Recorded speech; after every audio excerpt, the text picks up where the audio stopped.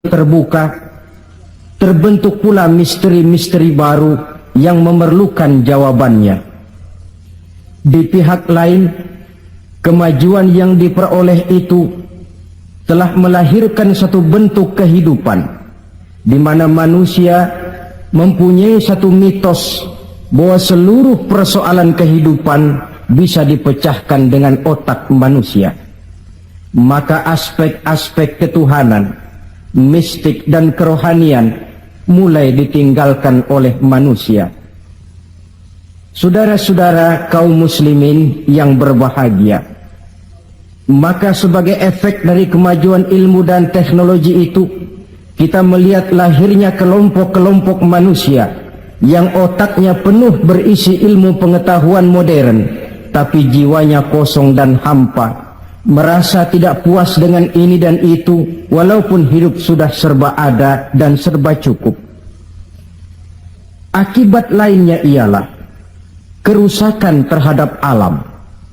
Kita maklum, manusia memulai orientasinya dengan tunduk kepada alam. Pada proses selanjutnya, manusia mulai mengadakan adaptasi, penyesuaian diri dengan alam. Dan selanjutnya, manusia mulai mengadakan eksplorasi, penundukan kepada alam, memanfaatkan alam untuk menunjang kebahagiaan yang sifatnya. Penggunaan sumber daya alam yang melampaui batas sering merusak alam itu sendiri. Kita ambil satu contoh misalnya. Akibat meningkatnya penggunaan bahan bakar dan penggunaan bahan kimia, maka terjadilah pencemaran udara. Yang ini akan menyebabkan terjadinya hujan asam, yang menyebabkan matinya plankton dan organisme akuatis air. Di sisi lain kita melihat akibat percobaan-percobaan nuklir misalnya, yaitu rusaknya lapisan ozon di atmosfer yang akan menghilangkan perlindungan makhluk hidup terhadap sinar ultraviolet dari matahari, yang pada gilirannya ini akan menaikkan frekuensi daripada penyakit kanker. Ketidakseimbangan alam sering timbul sebagai dampak dari penggunaan sumber daya alam yang berlebihan. Akibatnya akan kembali kepada manusia itu sendiri. Alam memang tidak selalu ramah, memberikan begitu saja apa yang dibutuhkan oleh manusia. Tetapi alam juga bisa kejam kalau sumber daya yang dimilikinya dikuras secara berlebihan tanpa memperhatikan keseimbangan yang ada di dalamnya. Oleh karena itu, marilah kita mencoba melihat gejala-gejala alam yang sering kita dapati di dalam kehidupan ini. Alam merupakan ayat Allah, ayat yang tercipta oleh Allah. Manusia memang diperintahkan untuk memanfaatkan apa yang bisa dimanfaatkan dari alam ini, tetapi dengan tetap menjaga keseimbangan yang tidak akan menimbulkan dampak negatif bagi kehidupan manusia itu sendiri. Gejala alam sering tidak bisa dianalisa, tidak bisa dideteksi oleh kemajuan teknologi yang serba canggih ini. Bulan-bulan terakhir ini, gejala-gejala alam ini sering menimbulkan hal-hal yang lazimnya kita namakan dengan musibah. Gempa bumi di Tarutung yang belum selesai itu diatasi, menyusul dengan tanah longsor di Padang Panjang. Belum selesai tanah longsor diatasi orang, Bengkulu dihantam banjir, puluhan jiwa hanyut tanpa nyawa. Belum lagi bencana alam ini selesai, kebakaran pun timbul di mana-mana. Gejala apa semua ini? Ilmuwan mungkin akan menjawab, oh, kalau terjadi gempa bumi itu gejala alamiah, biasa proses pergeseran kulit bumi. Kalau ada tanah longsor, oh, itu karena memang karakter tanahnya yang labil. Salah manusia kenapa tinggal di situ.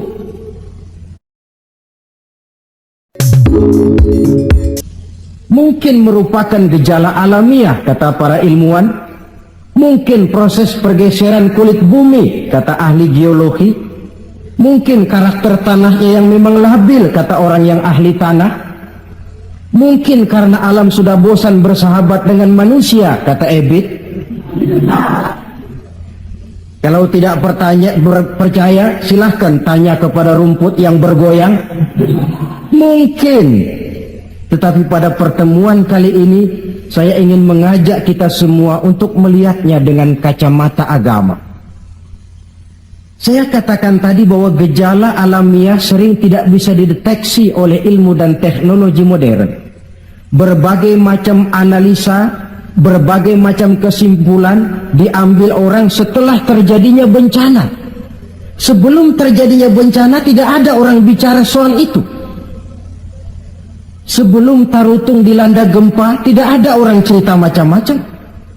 Sebelum Padang Panjang dihantam longsor tidak ada analisa orang tentang karakter tanah yang labil. Setelah banjir terjadi, gempa melanda, topan bertiup, barulah analisa pun bermacam-macam. Maka pada kesempatan ini kita akan melihat gejala ini dengan kacamata agama. Menurut agama, apapun yang menimpa kita lazimnya dinamakan musibah. Musibah ialah ma asaban nasu min khairin aw syarrin. Apapun saja yang menimpa manusia, baik itu merupakan hal-hal yang positif ataupun yang negatif, itu dinamakan musibah. Sesuatu yang menimpa manusia. Tapi dalam proses penggunaannya kemudian musibah ini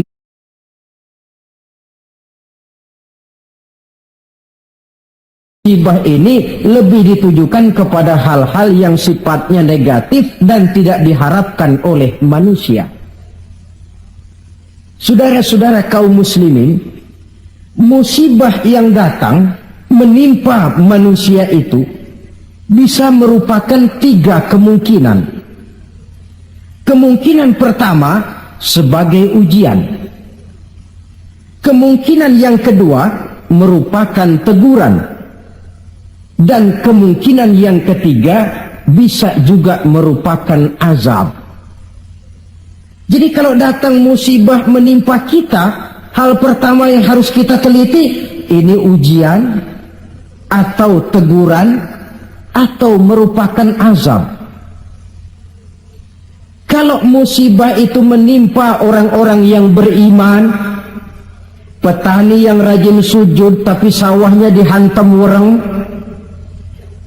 peladang yang rajin beribadah tapi kebun jambunya dimakan ulat misalnya, itu merupakan ujian.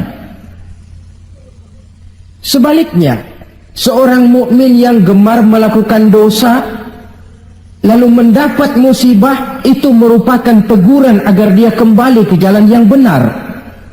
Sedangkan kalau orang kafir yang mendapat musibah, itu merupakan azab pada kehidupan di dunia ini.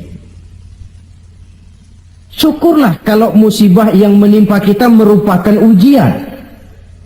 Sebab musibah yang merupakan ujian ini, jikalau kita jalani dengan lapang dada, tetap bertawakal kepada Allah, akan memberikan pahala kepada kita. Apa saja musibah yang merupakan ujian itu? Dalam surah Al-Baqarah ayat 155, Allah subhanahu wa ta'ala menjelaskan, A'udzu billahi minasyaitonir rajim. Walanabluwannakum bisyai'in minal khawfi wal ju' wa naqsim minal amwali wal anfusi was samarat. Dan pasti, kata Allah, ada lam taukid di sini, dan pasti kami akan menguji kamu.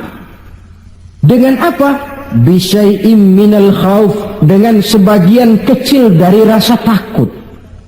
Rasa takut yang tidak beralasan itu merupakan musibah. Musibah yang ujian buat orang-orang yang beriman. Kadang dalam hidup ini kita dihinggapi rasa takut. Yang kaya takut jatuh miskin. Yang berpangkat berkedudukan tinggi takut kalau jatuh lagi. Takut pensiun.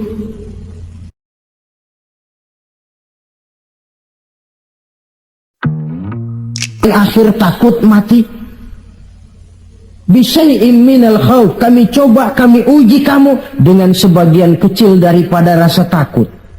Wal ju' dan rasa lapar.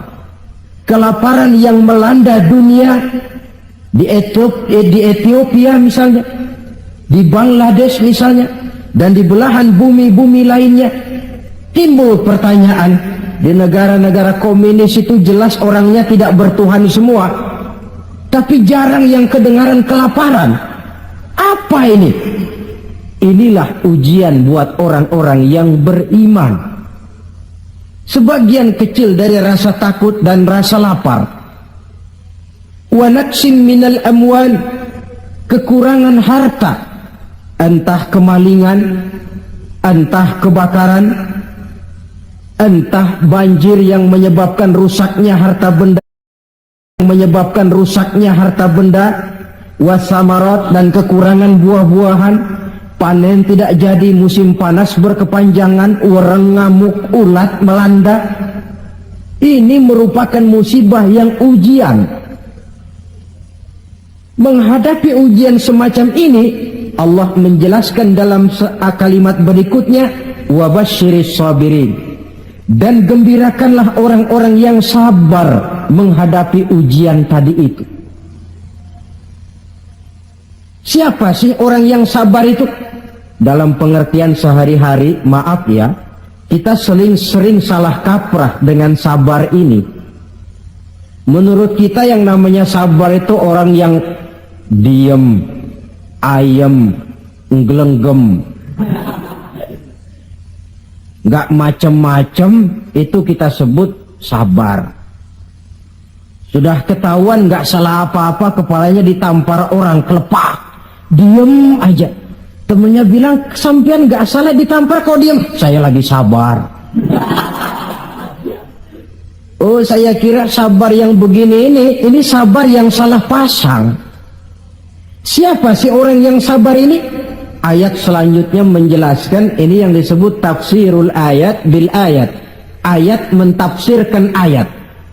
Siapa orang yang sabar itu? Alladzina iza asabathum musibah qalu inna lillahi wa inna ilaihi raji'un. Orang yang sabar ialah orang yang kalau mereka kena musibah, mendapat kesulitan, kesukaran, mereka sadar kembali kepada prinsip inna lillahi wa inna ilaihi raji'un. Sesungguhnya kami berasal dari Allah dan sesungguhnya kami akan kembali kepada Allah. Bukan ucapannya, tapi penghayatannya yang terpenting dalam kehidupan. Kalau ini yang jadi basis kehidupan, rasa takut tidak perlu ada dalam hidup ini. Walaupun kekurangan harta, kekurangan buah-buahan, kena musibah lapar, tidak perlu ada rasa takut. Kenapa? Kita sadar segalanya datang dari Allah. Akan